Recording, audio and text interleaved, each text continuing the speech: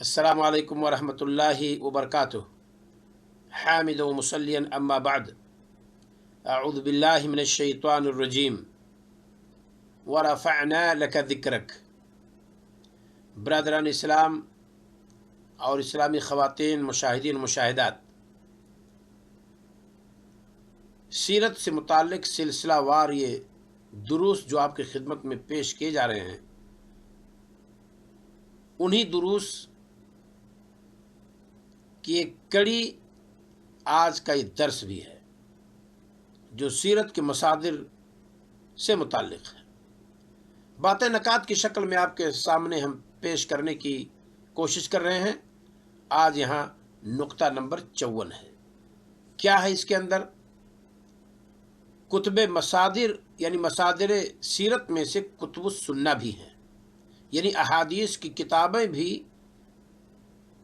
سیرت کے مصادر میں سے ہیں۔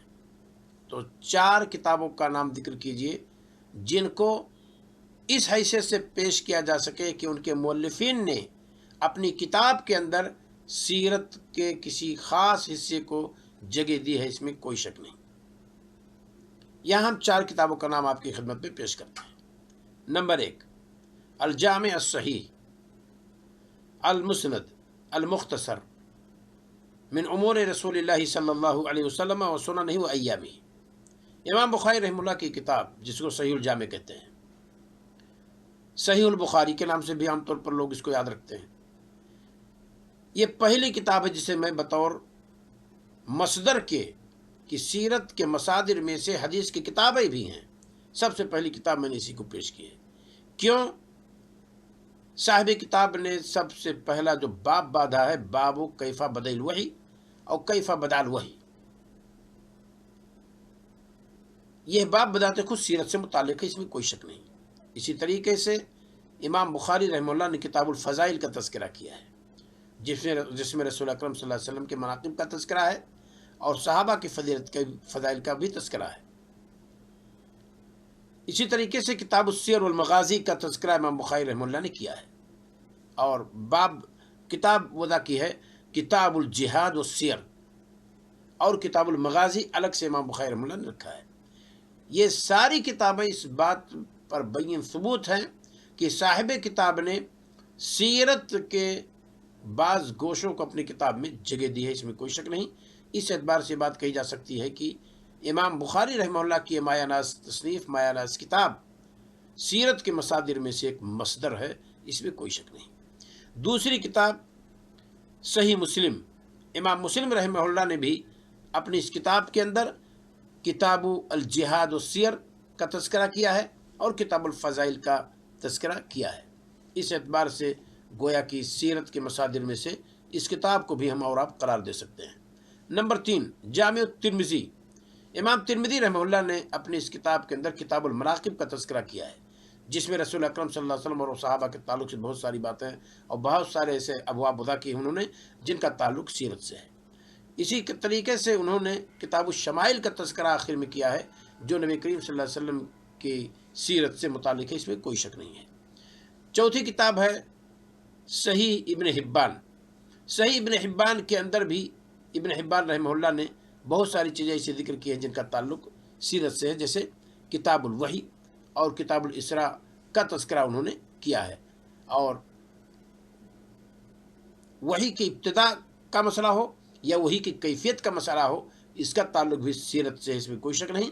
اور ایسے ہی اسراء والمعراج کا جو واقعہ ہے، یہ بھی سیرت کا ایک چیپٹر ہے، سیرت کا ایک حصہ ہے۔ اگر یہ کسی حدیث کی کتاب میں موجود ہے تو ہم اور آپ یہ کہہ سکتے ہیں کہ حدیث کی کتاب بھی اپنے اندر سیرت کے کچھ امور کو سموئے ہوئے ہے اور کچھ جگہ اس نے دی ہے۔ تو یہ 4 کتابیں یہاں میں نے بطور مثال کے پیش کی ہے۔ نقطہ نمبر 55، سیرت کے مصادر میں سے کتب الشمائل و دلائل بھی ہیں۔ بطور مثال 4 کتابوں کا نام پیش کیجیے۔ جواب: اخلاق النبی صلی اللہ علیہ وسلم و آدابہ، ابو الشیخ ابن حیان کی کتاب ہے یہ۔ دوسری کتاب دلائل النبوہ، امام بہقی رحمہ اللہ کی کتاب ہے۔ تیسری کتاب الشفا بتعریف حقوق مصطفیٰ، یہ ہے کتاب قاضی ایاز رحمہ اللہ کی ہے۔ چوتھی کتاب الشمائل امام ترمذی رحمہ اللہ کی کتاب ہے یہ، اور یہ مستقل ہے۔ جامع کے اخیر میں جو شمائل کا حصہ ہے، جو کتاب الشمائل کے نام سے انہوں نے کتاب وضع کی ہے، وہ یہ کتاب نہیں ہے، کیونکہ دونوں کے اندر حدیثوں کے تعداد میں فرق ہے۔ یہ مستقل کتاب ہے امام ترمذی رحمہ اللہ کی کتاب الشمائل کے نام سے۔ تو یہ 4 کتابیں ہوئیں، بطور مصادر میں نے ذکر کیا ہے کہ کتب الشمائل و دلائل یہ بھی سیرت کے مصادر میں سے ہیں، اور بطور مثال میں نے 4 کتابوں کا نام آپ کے سامنے پیش کر دی ہے۔ نقطہ نمبر 56، سیرت کے مصادر میں سے کتب المغازی و سیر بھی ہیں۔ بطور مثال چند کتابوں کا نام ذکر کیجیے۔ لیجئے یہاں بھی ہم 5 کتابوں کا نام ذکر کر دیتے ہیں۔ جوامع السیرہ، یہ ہے ابن حزم رحمہ اللہ کی، ابن حزم الاندلسی کی۔ نمبر 2، الروض العنف فی تفسیر السیرہ، یہ بھی ابو القاسم عبد الرحمن بن عبداللہ بن احمد السہیلی کی ہے۔ نمبر 3، زاد المعاد فی سیرت خیر العباد، یہ ابن قیم الجوزیہ رحمہ اللہ، جو امام شیخ الاسلام ابن تیمیہ رحمہ اللہ کے شاگرد رشید ہیں، ان کی کتاب ہے، جن کا انتقال 751 ہجری میں ہوا ہے۔ چوتھی کتاب المغازی محمد بن اسحاق کی ہے، جس کا تذکرہ ہم سے پہلے کر چکے ہیں۔ 5ویں نمبر پر ہے المغازی موسیٰ بن عقبہ کی کتاب ہے۔ یہ بعض لوگوں نے دعویٰ کیا ہے کہ مفقود ہے، اور اس میں کوئی شک نہیں، کتاب لکھی گئی تھی۔ تو یہ 5 کتابیں بطور مثال کے میں نے پیش کی ہے کہ کتب المغازی و سیر یہ بھی سیرت کے مصادر میں سے ہیں۔ ان کتابوں کی طرف اگر آپ رجوع کریں گے تو بہت ساری چیزیں آپ پائیں گے جن کا تعلق سیرت سے ہے، اس میں کوئی شک نہیں ہے، اور مغازی پورے کے پورے سیرت سے متعلق ہے، اس میں کوئی شک نہیں۔ یہ نقطہ نمبر 56 تھا۔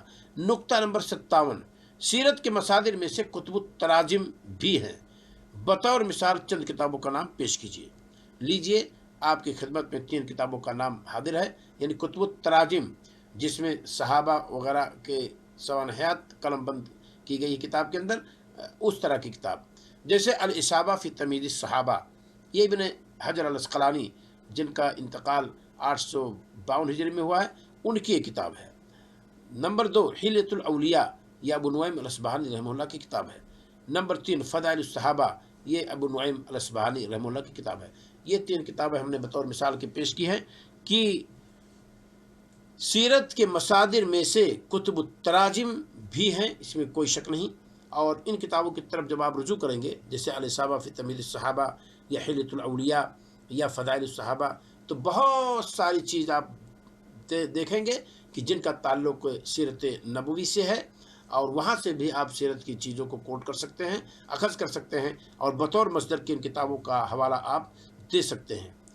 اللہ رب العالمین ہمیں اور آپ کو سیرت نبوی کو خوب اچھی طرح سے دل جمعی کے ساتھ پڑھنے اور اس کے مسائل کو لوگوں کے سامنے رکھنے کی توفیق عطا فرمائے، اور سیرت کے وہ پہلو جو عمل کرنے کے ہیں، جب ان کی معرفت ہمیں ہو جائے، ہمارے پاس اس کے تعلق سے علم ہو جائے، تو اللہ رب العالمین ہمیں اور آپ کو توفیق عطا فرمائے کہ ہم سیرت کے وہ پہلو جو معمول بہا ہیں، ان پر ہم اور آپ عمل کریں، جیسے احادیث رسول صلی اللہ علیہ وسلم، سب احادیث کا تعلق رسول اکرم صلی اللہ علیہ وسلم سے، اس میں کوئی شک نہیں، اس کے اندر جو ایسی چیزیں جن پر ہم عمل کر سکتے ہیں، اور شریعت ہم سے عمل کرنے کا مطالبہ کرتی ہے، جان لینے کا تقاضا یہ ہے کہ ہم اور آپ اس پر عمل کریں، کیونکہ یوفع عن الجاہل ما لا یوفع عن العالم، جاہل سے جو درگزر کیا جا سکتا ہے، عالم سے وہ درگزر نہیں کیا جا سکتا ہے۔ لہذا جانکاری ہو جانے کے بعد، کسی بھی چیز کی معرفت ہو جانے کے بعد، جس کا شریعت ہم سے اور آپ سے مطالبہ کرتی ہے، تو ضرورت اس بات کی ہے کہ ہم اور آپ اس پر حتی الامکان عمل کریں۔ اللہ تعالیٰ ہم اور آپ کو جب تک زندہ رکھے، نیک عمل کرنے کی توفیق عطا فرمائے، اور اپنے نبی صلی اللہ علیہ وسلم کی سنت پر چلنے کی توفیق عطا فرمائے۔ السلام علیکم ورحمۃ اللہ وبرکاتہ۔